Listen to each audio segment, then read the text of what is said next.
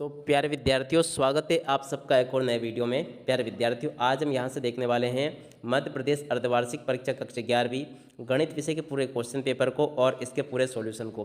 तो देखिएगा प्यारे विद्यार्थियों, अगर आपने इस क्वेश्चन पेपर को पूरा लास्ट टाइम तक देख लिया ना, तो आप ये समझिएगा पूरा का पूरा क्वेश्चन पेपर आपको बहुत अच्छी प्रकार से समझ में आ जाएगा।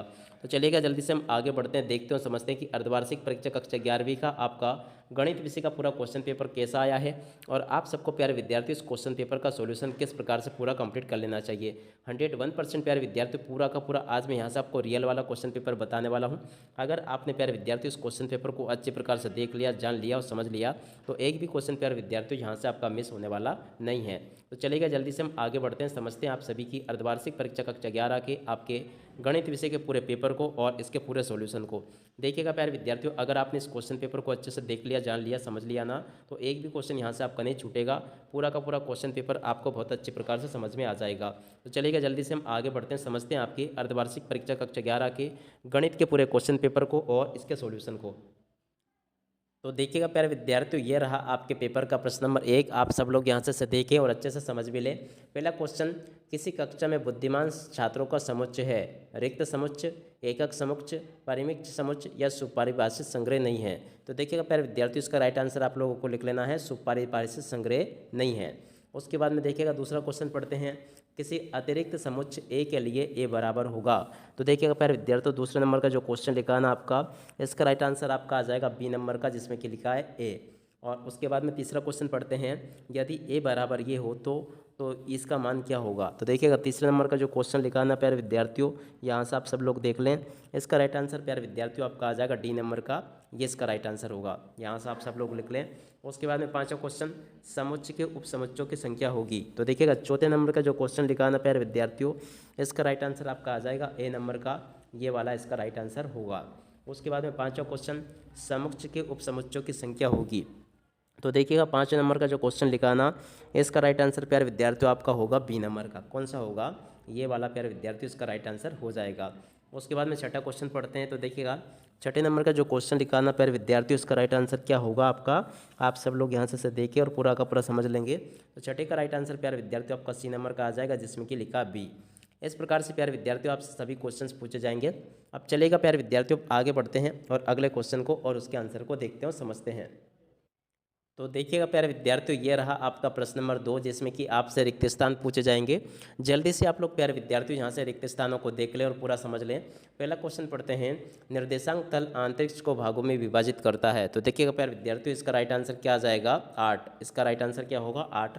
सेकंड क्वेश्चन को पढ़ें, एक्स अक्ष एवं जेड अक्ष दोनों एक साथ मिलकर तल बनाते हैं।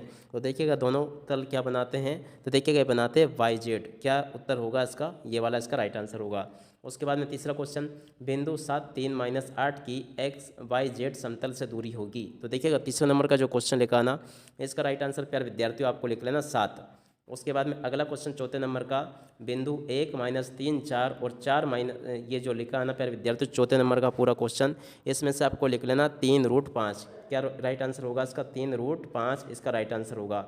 यहाँ से लिख लें आप सब लोग। उसके बाद में अगला क्वेश्चन पढ़ते हैं, ये मैंने आपको बता दिया, पहला हो गया, दूसरा होगा, तीसरा होगा। चौथा क्वेश्चन देखते हैं, बिंदुओं। तो देखिएगा चौथे नंबर का जो क्वेश्चन होगा ना प्यारे विद्यार्थियों, इसमें से आपको क्या लिख लेना है, यहाँ पर आपका चौथे नंबर में देखिएगा मैंने आपको जो बताया ना, तीसरे में आपका प्यारे विद्यार्थियों 7 आता, जबकि मैंने √5 बताया था। और जो चौथे नंबर का जो था ना प्यारे विद्यार्थियों, चौथे नंबर के क्वेश्चन में आपका क्या आता, यहाँ से आप सब लोग देख लेंगे। तो देखिएगा प्यारे विद्यार्थियों, चौथे नंबर के क्वेश्चन में आता आपका 3√5। तो चौथे नंबर के क्वेश्चन में क्या लिखना आपको, ये 3√5। उसके बाद में अगला क्वेश्चन देखते हैं क्या लिखा, 5 नंबर का बिंदु जो लिखा है ना, तो 5 नंबर के क्वेश्चन में क्या भरा जाएगा प्यारे विद्यार्थियों, यहाँ से आप लोग देख लें। 5 नंबर के क्वेश्चन में आएगा 5√2। कौन सा, ये वाला इसमें आ जाएगा। उसके बाद में छठे क्वेश्चन को पढ़ते हैं, क्या लिखा है, बिंदु -3 5 निर्देशांक तल पर है। तो देखिएगा छठे नंबर का जो क्वेश्चन लिखा है ना प्यारे विद्यार्थियों, इसका राइट आंसर आपका आ जाएगा XY तल पर है। उसके बाद में अगले क्वेश्चन को पढ़ते हैं, क्या लिखा, 7वें नंबर का, बिंदुओं 5 0 अक्ष पर है। तो देखिएगा प्यारे विद्यार्थियों, आपको बताना है कि ये जो बिंदु है ना किस अक्ष पर होंगे। तो देखिएगा प्यारे विद्यार्थियों, इसका राइट आंसर आ जाएगा, आप लोगों को देख लेना है। 7वें नंबर के क्वेश्चन का राइट आंसर क्या होगा प्यारे विद्यार्थियों, आपका 7वें का राइट आंसर होगा आपका एक्स अक्ष पर है। तो यहाँ से आप सब लोग इनको नोट कर लें। अब चलिएगा प्यारे विद्यार्थियों, अब आगे बढ़ते हैं और आपके प्रश्न नंबर 3 के सॉल्यूशन को देखते हैं। तो देखिएगा प्यारे विद्यार्थियों, ये रहा आपका प्रश्न नंबर 3। यहाँ से आप सब लोग इसको देख लें, जिसमें कि आपसे एक शब्द या फिर एक वाक्य में उत्तर पूछे गए हैं। तो चलिएगा जल्दी से हम एक शब्द या एक वाक्य में उत्तर को देखते हैं। पहला क्वेश्चन पढ़ते हैं, बिंदु किस तल पर होगा। तो देखिएगा ये जो होगा ना बिंदु, ये एक्स वाई तल पर होगा, ये इसका राइट आंसर होगा। उसके बाद में अगला क्वेश्चन पढ़ते हैं, कोई बिंदु जेड एक्स तल पर है तो उसका कौन सा निर्देशांक शून्य होगा। तो देखिएगा प्यारे विद्यार्थी, उसका वाई निर्देशांक शून्य होगा। उसके बाद में अगला क्वेश्चन, बिंदु 3 0 0 के बीच की दूरी क्या होगी। तो देखिएगा प्यारे विद्यार्थी, इसके बीच की दूरी होगी 5√2, इसका राइट आंसर होगा। उसके बाद में अगला क्वेश्चन पढ़ते हैं, देखिएगा क्या लिखा है, तीनों निर्देशांक तल जिस बिंदु पर प्रतिच्छेद करते हैं उसे निर्देशांक कहते हैं। तो देखिएगा प्यारे विद्यार्थी, उसका राइट आंसर आ जाएगा आपका 0 0 0 निर्देशांक इसको कहा जाता है, ये इसका राइट आंसर होगा। उसके बाद में अगला क्वेश्चन पढ़ते हैं, यदि कोई बिंदु एक्स वाई तल पर हो तो उसका कौन सा निर्देशांक ज्ञात करते हैं। 5 नंबर के क्वेश्चन को देखते हैं। तो देखिएगा प्यारे विद्यार्थी, इसका राइट आंसर आ जाएगा आपका जेड निर्देशांक इसका ज्ञात करते हैं। तो यहाँ से आप लोग लिख लें इसको और पूरा का पूरा नोट कर लेंगे इसको। उसके बाद में अगला क्वेश्चन पढ़ते हैं, क्या लिखा है, तीनों निर्देशांक तलों के परस्पर लंबवत प्रतिच्छेदन से बनने वाली तीनों रेखाओं के पृथक्करण को क्या कहते हैं। तो देखिएगा प्यारे विद्यार्थियों, इसका राइट आंसर आप लोगों को लिख लेना है एक्स अक्ष, और उसके बाद में अगला लिखा है वाई अक्ष, और उसके बाद में अगला लिखा है आपका जेड अक्ष, ये इसको कहते हैं। तो यहाँ से आप लोग इसको नोट कर लें। अब इसके बाद में हम आगे बढ़ते हैं, अगले क्वेश्चंस को देखते जानते और समझते हैं। तो देखिएगा प्यारे विद्यार्थियों, ये आपका जोड़ी का मिलान दिया गया है। आप सभी लोग यहाँ से जोड़ी को देख लें और पूरा समझ लेंगे। पहले नंबर की जो जोड़ी होगी ना प्यारे विद्यार्थियों, इसकी जोड़ी का मिलान आपको डी से कर लेना है। और दूसरे नंबर पर जो लिखी है ना, इसकी जोड़ी का मिलान प्यारे विद्यार्थियों आपका सी से हो जाएगा। और उसके बाद में तीसरे नंबर पर जो लिखा है ना, इसकी जोड़ी का मिलान आपको ए से कर लेना है। और उसके बाद में चौथे नंबर पर जो लिखा है ना, इसकी जोड़ी का मिलान आप लोग बी से कर लें। और पाँचवें नंबर पर जो लिखा है ना, इसकी जोड़ी का मिलान प्यारे विद्यार्थियों आप लोग एफ से कर लें और इसका एस से कर लें। तो ऐसे प्यारे विद्यार्थियों आप सब लोग यहाँ से जोड़ी के मिलान को पूरा कंप्लीट कर लें। अब चलिएगा हम आगे बढ़ते हैं और अगले क्वेश्चन को देखते जानते और समझते हैं। तो देखिएगा प्यारे विद्यार्थियों, ये रहा आपका प्रश्न नंबर 5। यहाँ से आप सब लोग इसको देख लें और अच्छे से समझ भी लेंगे। तो देखिएगा इसका पहला क्वेश्चन देखते हैं क्या लिखा है। यदि तो देखिएगा मैं आपको सीधा सीधे इनके आंसर बता देता हूँ। पहले नंबर का जो क्वेश्चन लिखा है ना प्यारे विद्यार्थियों, ये बिल्कुल आपका सत्य होगा। और सेकंड नंबर का जो क्वेश्चन लिखा है ना, ये भी आपका सत्य हो जाएगा, इसे भी आप लोग सत्य कर लें। और उसके बाद में प्यारे विद्यार्थियों, आपका तीसरे नंबर का जो क्वेश्चन लिखा है ना, ये बिल्कुल आपका असत्य होगा। चौथे नंबर का क्वेश्चन प्यारे विद्यार्थियों, ये भी आपका असत्य आ जाएगा। और उसके बाद में देखिएगा तीसरा क्वेश्चन क्या होगा, आपका असत्य होगा, ये पूरा एक ही है। और उसके बाद में चौथे नंबर का जो क्वेश्चन लिखा है ना, ये वाला, ये भी आपका असत्य होगा।